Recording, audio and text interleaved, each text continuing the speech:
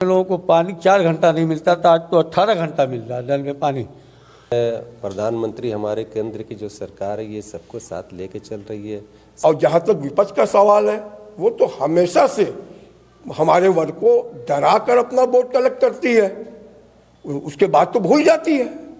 बनारस मोदी जी के कार्यकाल में इतना बदल गया जिसकी शब्दों में बयान नहीं किया जा सकता है कि महिलाएं आराम से 12 बजे जब भी जाता है रात का तो आराम से आती है। लाभ ना मिला तो हम लोग टिन के घर में रहते हैं। सबका साथ, सबका विकास और सबका विश्वास जीतने की बात के साथ ही एक बार फिर बीजेपी ने अपने वोट प्रत्याशियों की लिस्ट जारी कर दी है। निश्चित तौर पर 2024 का जो लोकसभा चुनाव है वो बड़ा अहम होने वाला है। तीसरी बार प्रधानमंत्री नरेंद्र मोदी वाराणसी से चुनाव लड़ने वाले हैं। हमारे साथ मुस्लिम समाज के कुछ लोग हैं, हम उनसे जानेंगे, उनकी प्रतिक्रिया जानेंगे। क्या नाम है आप? अब्दुल मन्नान।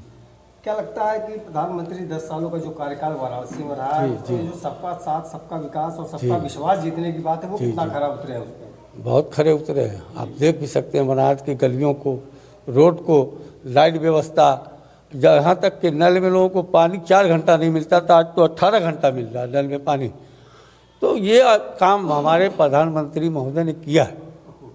अब ये अलग बात है कि जनता उसको मंजूर करे न करे, ये जनता के ऊपर होता है, लेकिन जो लाभ मिला वो मैं आपके सामने बता रहा हूँ।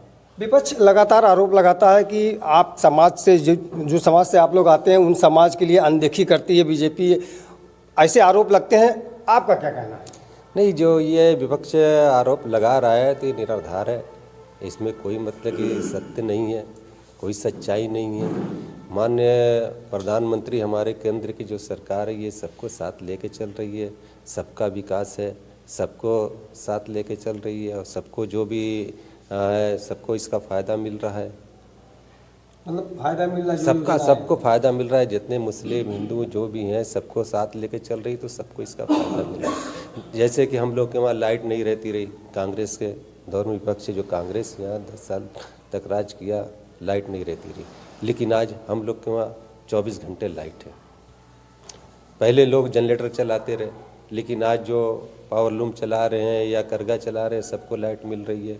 इसलिए कारोबार में भी कोई कमी नहीं है, कारोबार भी ठीक चल रहा है हम लोगों का। विकास की बात अगर वाराणसी में की जाए, पहले जो विकास होता था 2014 के पहले की बात कर ली जाए तो शिलान्यास हो जाता था, लेकिन वो चीज़ें कब तक बन के पूरी होंगी, जनता को लाभ कब तक मिलेगा, ये नहीं कहा जा सकता था। क्या वर्तमान सरकार ने शिलान्यास और लोकार्पण दोनों करने का काम किया है? इस 10 साल में तो हमने ये देखा भाई साहब कि जो इस सरकार ने शिलान्यास किया और लोकार्पण भी हुआ, और लगातार कई ऐसे काम है शहर में जो बनारस शहर के अंदर शिलान्यास हुआ है और लोकार्पण हुआ। पहले तो ये है कि वो होता रहा, जैसे एक ले लीजिए पुल जो ये BHU से रामनगर को जोड़ता है, 4 सरकारें, चौथी सरकार अपनी जब आई है, भारतीय जनता पार्टी की सरकार जब यहाँ आई है प्रदेश में, तो वो पुल बना। तो भाई सरकार आई है जो उसको चालू की है भाजपा ने, तो हम उसको कहेंगे। अब देखिए पहले अपराध क्या ग्राफ था, आज अपराधी सब खत्म, कहीं दिखते नहीं है। तो कहने का मतलब सिर्फ विकास में मत जाइए। बिजली को ले लीजिए, जैसा अभी एक भाई साहब ने कहा, पहले बिजली का भाई इतने घंटे कटेगी, इतने घंटे आएगी, उस हिसाब से आदमी रोटेशन बनाता रहा। आज 24 घंटा बिजली है। तो कहने का मतलब है जो आपने हमसे पूछा शिलान्यास, लोकार्पण, तो ऐसे सारी चीज़ें बनारस में हमें देखने को मिल रही है। और जहाँ तक बनारस की बात है तो ये तो बनारस के लिए सौभाग्य है कि तीसरी बार भाजपा ने माननीय प्रधानमंत्री मोदी जी को जो है यहाँ से चुना है, टिकट दिया है। हम सब बनारस वाले जो उन्होंने किया है बनारस के लिए, हम सब उनको एक रिकॉर्ड मतों से जिताने का मिलजुल कर काम करेंगे। उनके काम के ऊपर हम सारी चीज़ों को छोड़कर, और जहाँ तक विपक्ष का सवाल है, वो तो हमेशा से हमारे वर्ग को डरा कर अपना वोट कलेक्ट करती है, उसके बाद तो भूल जाती है। मगर यहाँ मोदी जी तो भूले नहीं ना, सबको एक साथ लेके चल रहे देश की 140 करोड़ जनता को। वो तो किसी को ऐसा नहीं कर रहे ना कि आप एक साइड हो जाओ, हम इन साइड को देखेंगे, आपको नहीं देखेंगे, ऐसा नहीं है। ये तो विपक्ष सिर्फ डराने का काम करती है, और यही डरा के वो सब तक जब पहुंची है तो यही डरा कर पहुंची है। युवाओं की संख्या अपने भारत में सबसे ज़्यादा है और युवा देश भी कहा जाता है, तो ऐसे में युवाओं के लिए प्रधानमंत्री की जो योजनाएं हैं वो किस तक युवाओं को मिल रही है और युवा क्या सोचता है उनके बारे में? युवा प्रधानमंत्री जी के बारे में बहुत अच्छा सोचता है और माननीय प्रधानमंत्री जी हर समय युवा के बारे में आप लोग देखते भी रहते हैं। अगर काशी के लिए आगमन होते हैं तो माननीय प्रधानमंत्री जी सबसे पहले युवा भी एक उनका मित्र है।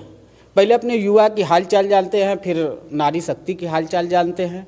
तो युवा से माननीय प्रधानमंत्री जी का बहुत लगाव है। माननीय अखिलेश यादव जी का तो एक भ्रम था युवा के नाम, कभी तो युवा का अच्छे से तो हालचाल नहीं लिया। आज खास करके काशी के अंदर जो भी युवा हमारे साथी हैं वो माननीय प्रधानमंत्री जी के साथ हैं। राहुल गांधी आते हैं और यही वाराणसी के गदौलिया क्षेत्र में एक सभा करते हैं और कहीं ना कहीं यहाँ के युवाओं को नशेड़ी बनाने का आरोप मोदी जी पे लगाते हैं, उसको लेकर क्या कहें? विपक्ष का काम है नशेड़ी बनाना। भाई जो नशेड़ी बना रहे हैं उनको भी तो सोचना चाहिए कि हम किस व्यक्ति के बारे में क्या शब्द का उपयोग कर रहे हैं। ये शब्द गलत है, नहीं करना चाहिए। सबकी अपनी अपनी मानसिकताएं हैं। तो जो योजनाएं हैं चाचा, हम आपसे जानेंगे कि जो योजनाएं हैं जो सबका साथ सबका विकास और गरीब गांव किसान की बात करते हैं, तो क्या वो वाकई गरीबों तक उनकी योजनाएं पहुंची हैं या फिर केवल? जी हाँ, जाता है। मैं तो यहाँ बनारस नहीं, मैं तो गांव भी जाता हूँ। अब यहाँ से लेकर के आप लीजिए कि मैं जालूपुर, सकलडियाँ, चाहनिया, मोहनिया, जमानिया, गाजीपुर, मेरा हर जगह आना जाना रहता है। ऐसा नहीं कि कोई एक किसान भी ये ना कहना है कि उनको धनराशि 3,000 रुपये महीने, 6,000 रुपये महीने नहीं मिल रहा है। हम किसानों से भी दरियाफ्त करते हैं, पूछते हैं। हमारे अच्छे ताल्लुकात भी हैं, जैसे ठाकुर भी हमारे दोस्त हैं, पंडित भी हमारे दोस्त हैं, यादव भी हमारे दोस्त हैं। गांव को, किसानों को भी लाभ दिया जा रहा है। ऐसा नहीं है कि कोई लाभ नहीं दे। कौन कह रहा है कि लाभ नहीं मिलता है? लाभ दिया जाता है। कितना बदला बनारस 10 सालों में मोदी जी के कार्यकाल में? बनारस मोदी जी के कार्यकाल में इतना बदल गया जिसकी शब्दों में बयान नहीं किया जा सकता है। और हम लोग काशीवासी बहुत खुशकिस्मत हैं जो माननीय प्रधानमंत्री जी नरेंद्र मोदी काशी के सांसद बने। क्या कहना है, जो योजनाएं हैं, चाहे वो आयुष्मान योजना की बात कर ली जाए, चाहे प्रधानमंत्री के आवास देने की योजना की बात कर जाए, सबको उसका लाभ मिल रहा है? लाभ तो पूरा मिल रहा है। हमारे मोहल्ले में जो है बहुत झोपड़पट्टी था पहले, जो है अभी हम जाते देखते हर जगह पूरा सब मकान बना है जो है। तो सबको मिला योजना, जो है योजना का लाभ सबको मिल रहा है। सबको पक्का मकान सब बनवा दिए। अभी मोहल्ला में आप जाएंगे तो पहचान में नहीं आएगा। अगर 10 साल पहले देखेंगे तो वहाँ पे पूरा कच्चा था जो है। अभी आज देखेंगे हर एक गली गली में सब पक्का मकान बना हुआ जो है। बुनकरों को एक कार्ड बनाया गया, बुनकर के कार्ड बने हैं। और पहले जो रेशम की खरीदारी होती थी वो कोई एक संस्थाएं खरीदती थी और उसका सब्सिडी आता था। वो कहा जाता था कि संस्थाएं आपस में ही बंदर बाट कर ली जाती, लेकिन आज वो सब्सिडी प्रत्येक बुनकरों को मिलती है। सरकार का ऐसा कहना है, आपका क्या मानना है? नहीं मिलती है, काहे नहीं मिलती है? मिल रही है, मिल रही जो है। भाई किसी को नहीं मिलता होगा, मतलब ज़्यादा करके मान के चले 80% मिल रहा है जो है। 20% मान लो किसी को नहीं मिल रहा है। जिसको नहीं मिल रहा है वो सोचता है हमको नहीं मिल रहा है, किसी को नहीं मिल रहा है, मगर मिल रहा है जो है। मतलब 20% नहीं मिल रहा जो है। बिल्कुल। अगर हम सुरक्षा की बात कर ले, खासकर महिलाओं की सुरक्षा की बात कर ली जाए, तो उस पर सरकार का क्या रुख है, हम महिलाओं से जानेंगे। कितनी सुरक्षित हैं इस सरकार में आप? बहुत सुरक्षित हैं, बहुत कुछ सुरक्षित हैं। और जो भी किया वो मिला और हर कोई लाभ उठाता है। और हिंदू मुस्लिम हम लोगों का कोई विवाद नहीं है। हम लोग एक साथ हर काम करते हैं। और जितना हिंदू मुस्लिम का काम है सबका फार्म भरना, देना, लेना, और सारे लोगों को उसका लाभ मिल रहा है। कोई दिक्कत क्या कहना है, जो पहले 2014 पहले या फिर उत्तर प्रदेश की जो कानून व्यवस्था थी पूरी तरह बिगड़ी हुई थी, महिलाएं रात में 8 बजे के बाद घरों से बाहर नहीं निकल पाती थी, अब वो स्थिति है कि नहीं? नहीं, अब नहीं है, अब बिल्कुल नहीं है। अब तो बहुत अच्छी स्थिति है कि महिलाएं आराम से 12 बजे जब भी जाता है रात का तो आराम से आती है। ये पहले तो ये था कि रिक्शा भी नहीं मिले, पैदल जाने पे कुछ ना कुछ घटना हो जाती थी। अब वो घटना नहीं होती है। अब का माहौल बहुत अच्छा है। तो कानून व्यवस्था अच्छी है।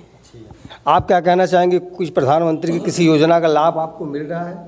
बहुत अच्छा लाभ मिला है। अगर उनका लाभ ना मिला तो हम लोग टिन के घर में रहते। अच्छा। और उनके लाभ मिलने से हम लोग पक्के मकान में रह रहे हैं। पक्के मकान में आप रह रहे हैं। आयुष्मान योजना जो 5 लाख रुपए तक की नहीं, आयुष्मान कार्ड अभी तो नहीं मिला है। 5 लोगों का हम लोगों का कार्ड है। तो जो 6 लोग का था तो बन गया, अभी 4 बाकी है। चलिए जल्दी जल्दी बात कर लेते हैं। और भारतीय जनता पार्टी ने कहा कि 8 लाख वोटों से जिताएंगे, लेकिन जिस तरह का काम हुआ है, क्या बनारस की जनता उनको 8 लाख वोटों से ही जिताएगी या फिर उससे ज़्यादा? बनारस की जनता अपने प्रधानमंत्री को देश में सबसे ज़्यादा वोटों से जिताने का इस बार काम करेगी। इसलिए काम करेगी कि उन्होंने यहाँ के लिए किया।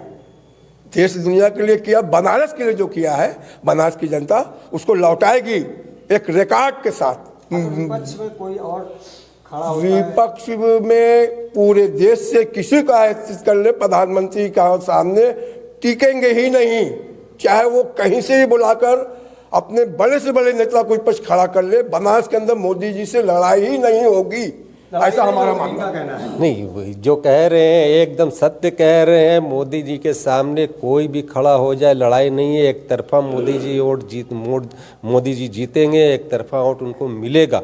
हम लोग की ये कोशिश रहेगी कि ज़्यादा से ज़्यादा उनको वोट मिले, और जो मुस्लिमों में जागरूकता की कमी उसको हम लोग इस बार पूरा करेंगे।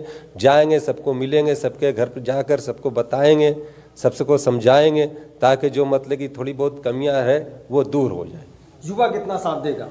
युवा फुल सपोर्ट दे रहा है, हर जगह, हर घड़ी, हर चौराहे पर युवा उनके साथ है। इस बार युवा परसेंटेज भी अच्छा रहेगा। बिल्कुल, प्रधानमंत्री ने जो नए वोटर हैं उनसे भी आह्वान किया है कि वो भी देश के विकास में अपना योगदान दें और बढ़ चढ़ कर वोट करें।